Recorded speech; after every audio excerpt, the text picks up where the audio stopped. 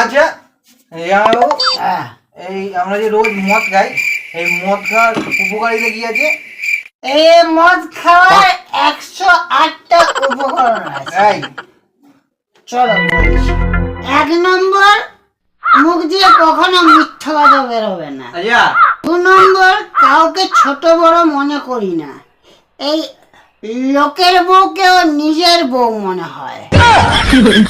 3 নম্বর, সকাল থেকে রাত পর্যন্ত কাজ করি, মালিক নিলে উসুল করে। তো আমরা তো মালিককে নিগড়াতে পারি না, তাই ঘরে ঢুকে 1 প্যাক মারি, বউকে নিগড়াই।